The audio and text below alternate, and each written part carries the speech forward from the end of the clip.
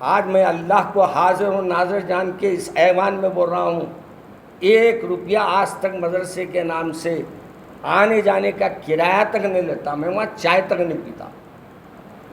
आप ऐसे पे उंगली उठा रहे हैं। अल्हम्दुलिल्लाह आज आप हजरात को ज़हमत देने का मकसद आपके सामने पेश कर देना ज़रूरी समझता हूँ। पहली बात तो ये है कि जिस वक्त वो कमान को गिराने के लिए लोग आए, मुझे इस बात की इत्तला ही नहीं थी कि कमान गिराने लोग आ रहे हैं, जबकि मुझे ये कहा गया कि अचानक आए हैं और कमान गिरा रहे हैं। तो मैं ये मुनासिब नहीं समझा कि भाई बग़ैर इत्तला के आकर आप कमान गिरा रहे हैं।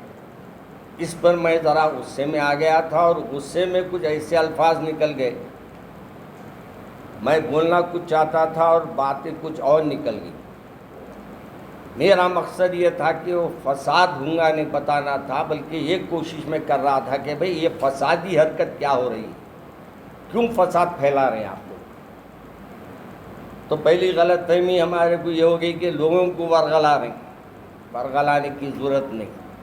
आपका मदरसा है और आप इस मदरसे के पूरे जितने मुसलमान हैं वो उनके पैसों से ज़मीन खरीदी गई है, उन्हीं के मदरसे को बनाने के लिए, उन्हीं के मदरसे की हिफाजत के लिए मैं खड़ा था।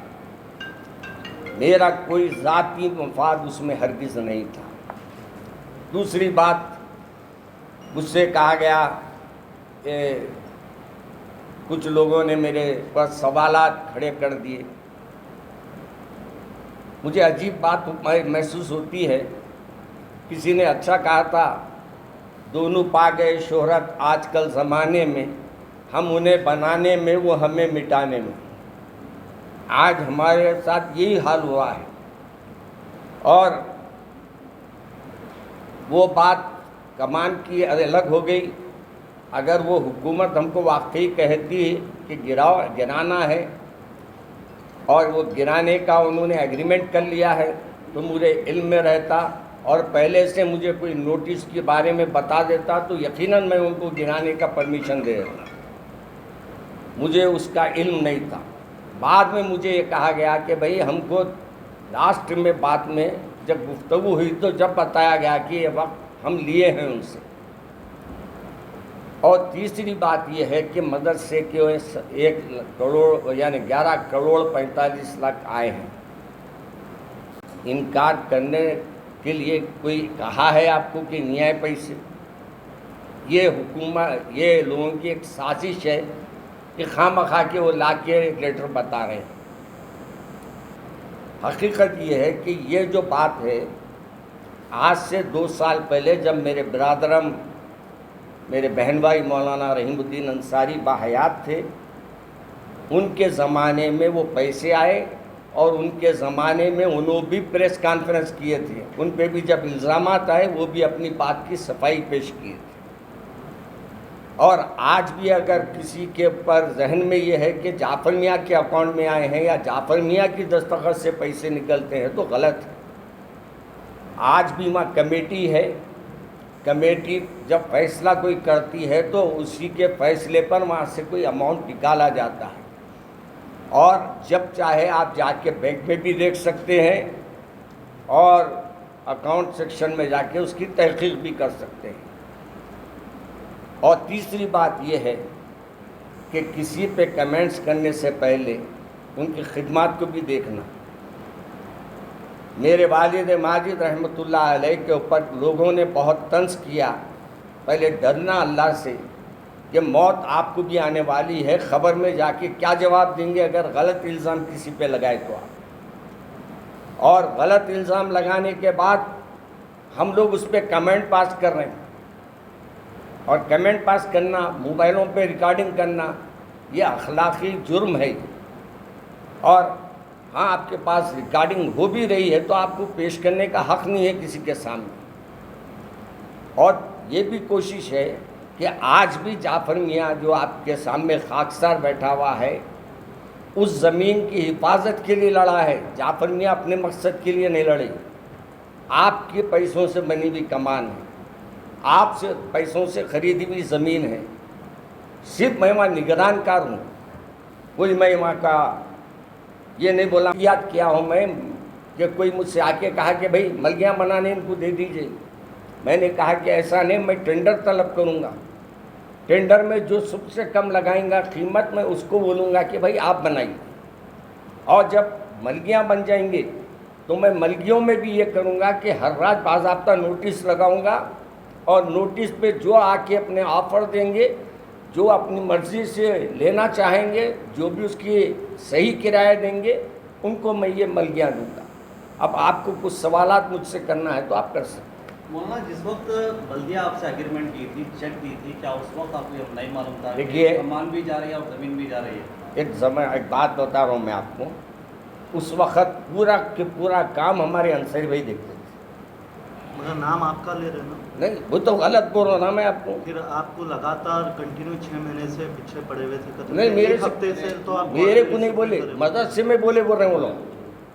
वो लोग ये बता रहे हैं मदरसे में इत्तला करी, मदरसे वाले मुझे इत्तला नहीं करी, ये बता रहा हूँ मैं आपको। हाँ, मेरे को अगर वो फ़ोन करके बोलते भाई हम तोड़ने आ रहे हैं, आपको हमको इतनी कमान तोड़ना है, ओके, मैं बोल सकता था।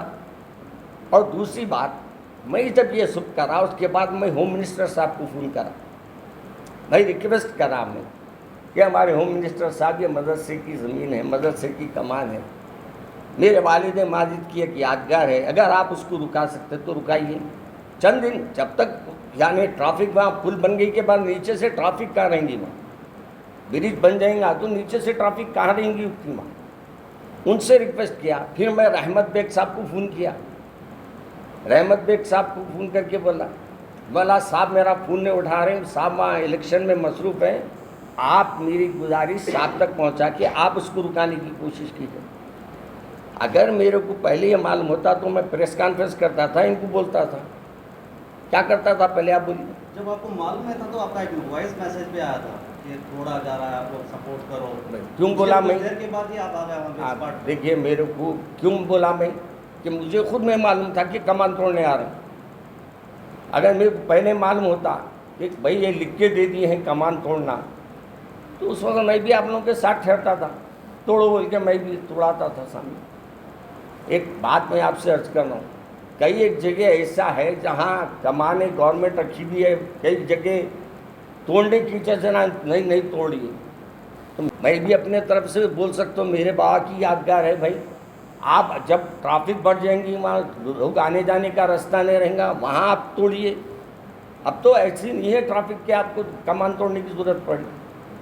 और मैं ये रिक्वेस्ट दोनों से किया हूँ, रहमत बेग साहब से भी किया हूँ और हमारे होम मिनिस्टर साहब से भी किया हूँ, MLC फारूक साहब को भी बोला हूँ। देखिए, प्रॉब्लम था कमान को लेकर, मगर कुछ तबके के लोग कुछ सोशल मीडिया में जिस तरह की बातें कही जा रही हैं, जिस तरह के वीडियो देखो करा, वो आपकी ज़ातियत पे होंगी। देखिए, मैं भी बोल दिया ना, मैं आज तक मैं कौम से कितने पैसे लिया पूछो आप। आज भी मैं आया हूँ ना, आज भी मैं कल सुबह निज़ामाबाद में था, फिर शाम में मैं कहाँ था, कोदाड़ में था, और आज दिन में मैं कहाँ था, कृष्णा में था। ये पूरा सफ़र करके मैं आया, मगर मुझे आती है फ़ोन आया कि भाई आप प्रेस कॉन्फ्रेंस रखिए।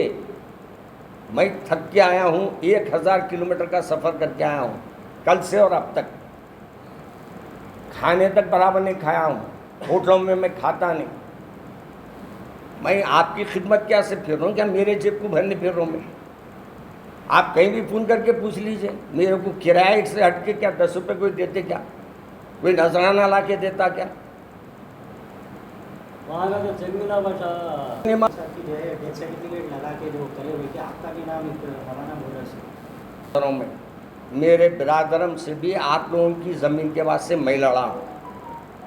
अगर वो आपको यकीन नहीं है तो आप जाके वो फाइल खोलिए, जिस वक्त चेक मिला था ना, उस वक़्त के जाके आप लोग पूरे अपने अपने रिकॉर्डिंग देखिए, आपको रिकॉर्डिंग में मिलेंगा इस ज़मीन के वास्ते मैं कितना लड़ा हूँ, इन पैसों की हिफाजत के वास्ते मैं कितना लड़ते रहता हूँ।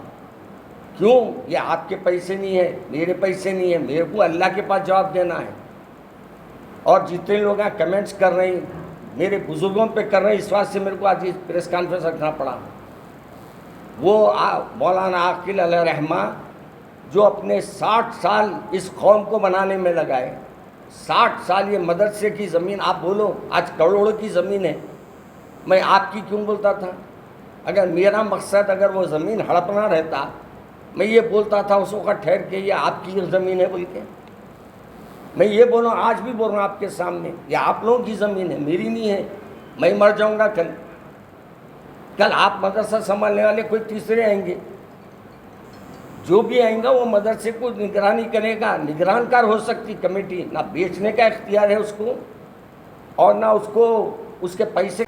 आज मैं अल्लाह को हाजिर और नाज़िर जान के इस ऐवान में बोल रहा हूँ, 1 रुपया आज तक मदरसे के नाम से आने जाने का किराया तक नहीं लेता, मैं वहाँ चाय तक नहीं पीता। आप पैसे पे उंगली उठा रहे हैं। अरे आवाम का पैसा जो खा के निकल गए उन पे नहीं उठा रहे हैं। आज 1 रुपये की चाय भी पीना है तो अपने पैसों से पीता हूँ मदरसे में। मदरसे का पैसा आपका पैसा है, मैं आपके पैसे को मैं अपना पैसा समझ के नहीं खर्च सकता। हाँ, कमेटी अगर मेरे सामने आके बोलेंगी ये लिख के दीजिए आप, क्योंकि कमेटी पास करती है तो मेरे को लिखना पड़ता, दस्तखत करना पड़ता मेरे को, क्योंकि कमेटी पूरी है बोल रही है तो वही बोलना पड़ता मुझे। अगर आप बल्दिया वाले आके तोड़ने के लिए आए तो क्या इजाज़त? देखिए भाई, हमारा काम था रिक्वेस्ट करना,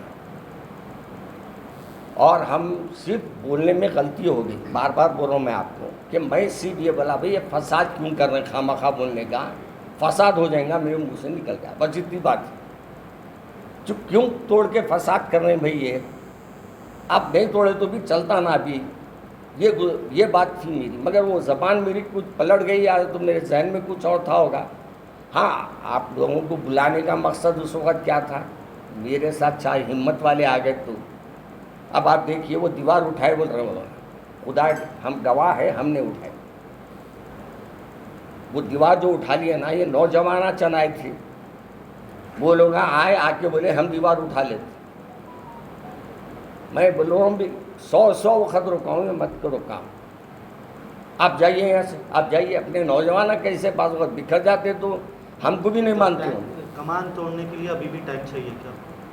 देखिए हमारी अभी भी रिक्वेस्ट है ये, अगर रहने देती है थैंक यू, अगर तोड़ना ज़रूरी है ओके, अब क्या कर सकते हैं हम। रोड पे वो कमानी शादी बोल के बता रहे हैं ना। देखिए कई जगह कमाना ठहरे में नहीं है, आपको पते बताऊँ मैं, कई जगह ऐसी जगह पे बड़े बड़े चीज़ा रुके हुए हैं, वहाँ तोड़ने जा रहे हैं आप लोग। क्यों? हमारी मदरसे पे कई गुण नज़र है, हम ये रिक्वेस्ट कर रहे हैं आपसे। तो दारुल हैदराबाद को आप कब से अपनी जिम्मेदारी से संभाल रहे थे?